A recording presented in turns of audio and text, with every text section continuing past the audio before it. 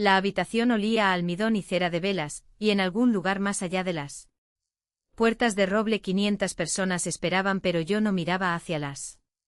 puertas, sino que miraba mi teléfono vestida con el uniforme de gala de general.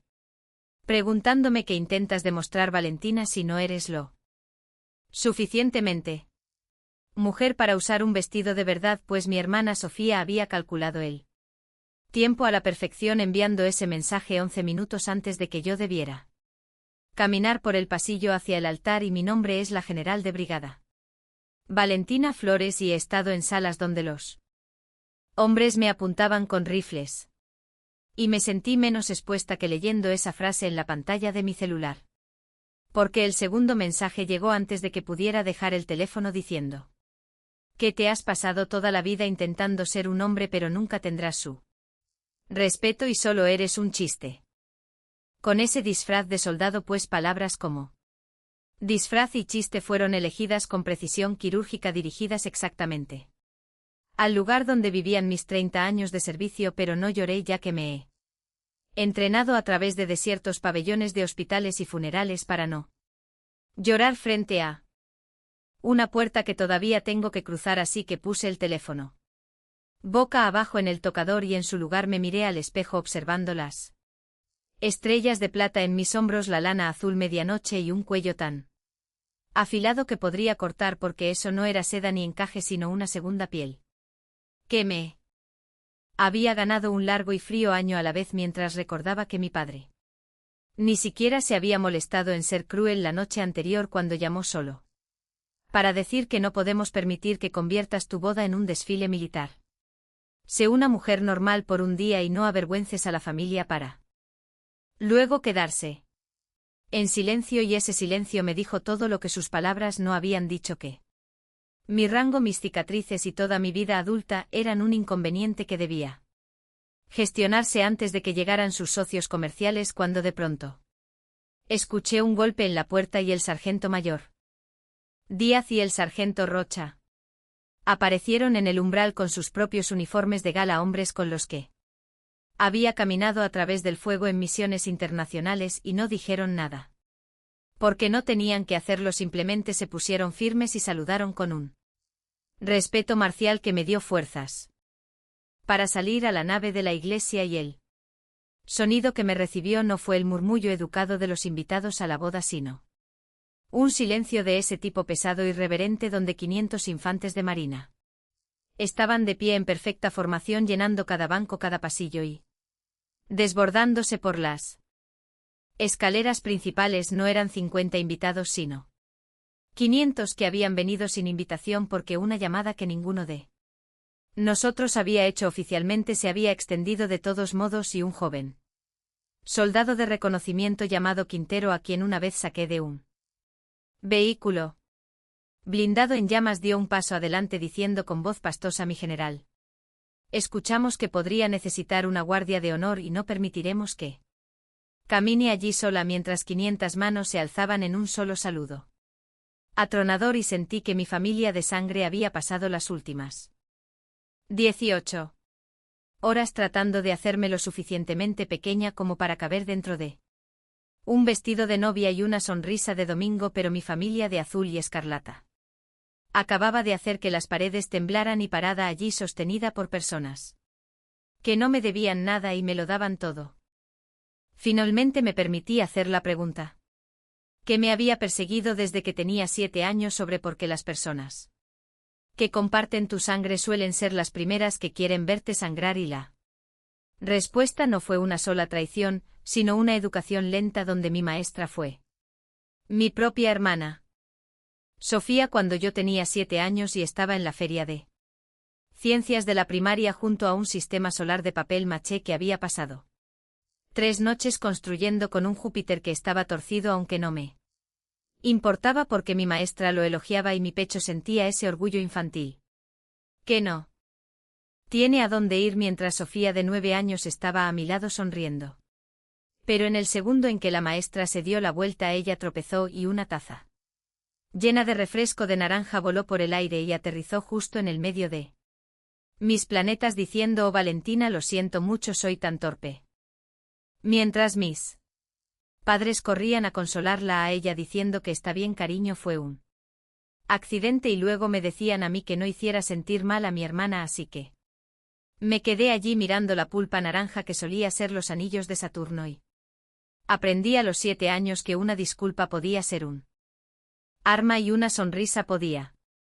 ser una máscara, y para cuando cumplí los 16 sus métodos habían madurado. Pues en la cena de Navidad, cuando mi padre finalmente preguntó sobre mis calificaciones casi perfectas en la selectividad, Sofía intervino antes de que yo pudiera responder diciendo que Valentina lo está haciendo de maravilla e incluso se unió al equipo de judo y puede derribar a chicos que le doblan el tamaño, provocando una oleada de risas incómodas alrededor de la mesa, y en una sola frase había convertido mi disciplina en un chiste sobre mi cuerpo, y mi padre, mortificado, cambió de tema hacia los trofeos de debate de Sofía mientras yo me sentaba allí con un trozo de pavo atorado en la garganta, sintiéndome una extraña en la mesa de mi propia familia, y la noche del baile de graduación fue su obra maestra, ya que Sofía fue coronada reina con un vestido que mi madre condujo 3 horas para comprar, mientras que yo no tenía interés en ir y estaba contenta de quedarme en casa con un libro de historia militar, hasta que Sofía, irradiando falsa preocupación, sugirió frente a nuestros padres que tal vez yo debería acompañarlos para ayudar a los profesores a vigilar, porque después de todo eres tan buena dando órdenes, y mi madre se iluminó diciendo qué idea tan maravillosa, Valentina, por lo que esa noche cerré mi puerta con llave y subí el volumen de la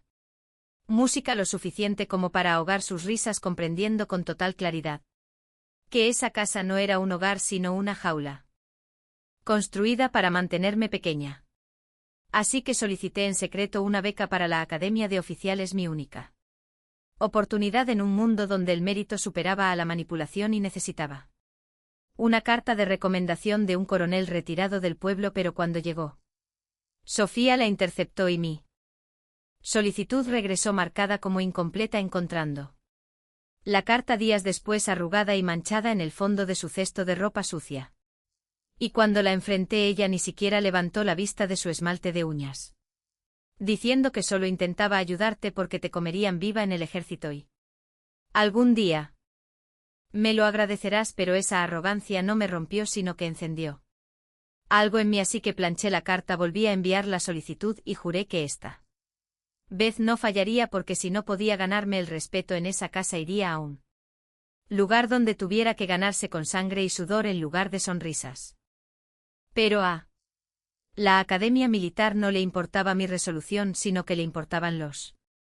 resultados, y yo era una de las pocas mujeres oficiales, una anomalía en un orden masculino rígido, donde en el comedor escuchaba los susurros de que seguramente yo era parte de una cuota de diversidad, y en las reuniones mis sugerencias eran recibidas con una quietud cortés y vacía, como si hablara otro idioma, llamándome a mis espaldas la princesa de hielo, porque no me reía de los chistes, comía sola, estudiaba sola y corría sola, pero mi familia sin querer me había dado un regalo, que era la indiferencia total a caer bien, pues no estaba allí para hacer amigos, sino para comandar respeto, y como no podía superar a nadie en fuerza bruta, decidí pensar más, trabajar más y durar más que todos ellos, siendo la primera en la oficina del batallón cada mañana y la última en irme desarmando mi fusil en total oscuridad, hasta que lo sentí menos como una herramienta y más como una extensión de mi propia mano, y la verdadera prueba llegó durante un curso de navegación terrestre de 3 días a través de bosques pantanosos, donde un teniente llamado Valdés, que trataba mi existencia como un insulto personal, cambió mi mapa y manipuló mi brújula esperando verme fallar y pedir un rescate. Humillante, pero no descubrí el sabotaje hasta el anochecer, cuando empezaba la lluvia fría y el cielo se ponía de un color púrpura, sintiendo que el miedo subía por mi garganta, hasta que algo más frío y claro lo reemplazó, que fue la rabia al ver el mismo patrón de la carta arrugada, solo que con un saboteador diferente. Así que encontré la estrella polar, ya que tenía memoria para los detalles y una infancia dedicada a leer sobre astronomía, y en lugar de hablar con nadie caminé. Y en la mañana del tercer día Mientras Valdés informaba que yo estaba perdida. Salí de la línea de árboles con el uniforme roto, la cara arañada, la columna recta, y golpeé mi hoja de coordenadas en la mesa del instructor. El sargento Primero Guerrero, un hombre que solo me había llamado señorita, me miró de arriba abajo, miró a Valdés con abierto desprecio y me entregó su propio café diciendo: «Buen trabajo, teniente», y esas dos palabras fueron mi primera medalla real, porque el respeto en un campo de entrenamiento es una cosa, pero el campo de batalla hace una pregunta diferente, ya que yo era capitana y oficial de Estado Mayor en una base de avanzada cuando la radio crujió con la noticia de que un helicóptero que transportaba un equipo de reconocimiento había caído cerca de una zona de combate con supervivientes atrapados y bajo fuego, y pude haberme quedado en mi escritorio porque ese era mi trabajo, pero en lugar de eso miré la lista de soldados en ese aparato, hombres cuya misión yo había planeado. Agarré mi fusil y salté al último vehículo del convoy antes de que nadie pudiera detenerme, y la ciudad se tragó la columna en callejones estrechos y fuego de francotiradores. Cuando un proyectil impactó al vehículo líder y el pánico se extendió por la red de radio hasta que activé el canal de mando y escuché mi propia voz salir plana y dura diciendo a todos los distintivos de llamada: «Aquí Valquiria, establezcan un perímetro ahora», y a través del humo vi al sargento mayor Díaz arrastrando a un soldado inconsciente de un naufragio en llamas, con el fuego enemigo convergiendo sobre ellos, y no decidí correr hacia allí, simplemente ya estaba corriendo cuando la metralla se incrustó en mi hombro, pero logramos poner a cubierto al soldado segundos antes de que el tanque de combustible del vehículo explotara, y desperté en el hospital militar, donde los susurros se habían detenido y los otros soldados heridos ya no miraban a través de mí, sino que el sargento Rocha puso una lata fría de refresco en mi mesilla de noche y dijo: «Gracias, mi capitana», y esa palabra significaba algo diferente de lo que jamás había significado. Y un nuevo apodo comenzó a seguirme por la sala, hablado con algo parecido al asombro, que era la Dama de Hierro, y pensé que la guerra más difícil había quedado atrás. Pero me equivocaba cuando una enfermera encendió la televisión de la sala común. Y allí estaba Sofía posando con un vestido de diseñador, siendo entrevistada sobre la fuerza oculta de las mujeres en conflicto, señalando una foto recortada de mi rostro ensangrentado y agotado, con mi insignia de rango editada y el caos difuminado con un pie de foto como si fuera un trofeo que decía mi hermana: «Ella es una inspiración para todos nosotros», y me llamó días después con voz dulce, diciendo que vamos a hacer una serie documental y yo seré la productora ejecutiva. «Esta es tu oportunidad, Valentina, vas a ser un ícono». «Pero nunca preguntó por mi hombro ni por mis pesadillas, y mis padres llamaron para decirlo orgullosos que estaban de Sofía por ayudar a mi carrera, y la ira no explotó, sino que se cristalizó mientras miraba por la ventana del hospital a un joven soldado aprendiendo a caminar con una prótesis, y comprendí con total claridad cuál era realmente mi legado, y no era un programa de televisión. Así que llamé a Sofía y le dije que mi historia, mis cicatrices y las vidas de los hombres con los que sirvo no son productos para que tú los comercialices y no vuelvas a usar mi imagen nunca más, para luego bloquearla a ella, a mi padre y a mi madre. Y el silencio que siguió no fue de rabia, sino que fue una decisión, porque en lugar del cómodo puesto en el Ministerio de Defensa que me esperaba, solicité un traslado a la División de Apoyo a Veteranos Olvidada, que mis colegas llamaban un callejón sin salida para la carrera, pero en una oficina estrecha de archivadores grises comencé lo que privadamente llamé el proyecto Égida, una línea directa, discreta y confidencial, construida con mi propio dinero y atendida por terapeutas civiles que entendían la cultura militar, operando fuera de la maquinaria lenta y juiciosa del sistema. Y así conocí al cabo Echeverría, un francotirador de élite cuyas manos ahora temblaban tanto que no podía levantar una taza de café, ya que el sistema le había dado pastillas para dormir y un folleto, pero yo le di horas de escucha, y por esa época tropecé con un vídeo de Sofía dando una conferencia sobre la escucha auténtica y la curación en la era digital, y las náuseas que sentí al verla Vender una empatía que nunca había practicado fueron su propia clase de educación hasta que la madre de Echeverría llamó un martes frío diciendo que se había ido y en la carta que dejó una línea. Estaba dirigida a mí diciendo que la general Flores fue la única que alguna vez me hizo sentir que me veían aunque fuera solo por un momento y mi dolor se endureció en algo con filo por lo que mi cruzada silenciosa terminó y haría que el alto mando escuchara luchando una guerra diferente en salas de conferencias llenas de generales bien alimentados que llamaban a la salud mental algo fuera de nuestras prioridades estratégicas, sintiéndome más sola en esos pasillos climatizados de lo que jamás me sentí bajo fuego, y fue en una de esas reuniones donde conocí a Julián Castro, un analista civil que no se dejó deslumbrar por mis estrellas ni me ofreció condolencias, sino que hizo preguntas agudas sobre métricas y arquitectura de datos, y por primera vez alguien trató al proyecto Égida como la campaña que era y no como una caridad, convirtiéndose en mi retaguardia, diciéndome una vez mientras me entregaba un té después de un día brutal que esto es una guerra de desgaste y solo sigue presentándote porque ellos se romperán antes que tú, y me propuso matrimonio frente a un plato de pasta un martes cualquiera, preguntando si deberíamos hacer esto oficial, a lo que dije que sí sin dudarlo un segundo, y cuando anunciamos nuestro compromiso Sofía publicó una foto de unas botas de combate embarradas junto a una porción de pastel de bodas con el título de Felicidades a mi pequeña hermana Mandona cuando te casas con el hombre o con el ejército, etiquetándolo como novia comandante, y se volvió viral con blogs de chismes que lo recogieron seguidos de memes, pero entonces sucedió algo que ella no pretendía, pues las esposas de militares y los veteranos que nunca había conocido tomaron su etiqueta y la convirtieron en una bandera con hashtags de honor de las damas de hierro y fotos de mujeres de uniforme en sus días de boda con esposos parados con orgullo a su lado, y mi bandeja de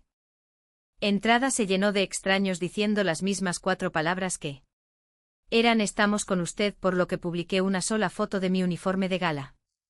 colgado y listo, con 7 palabras debajo que decían así es como se ve el honor, lo que nos trae de vuelta a la capilla con 500 soldados en pie. Y mis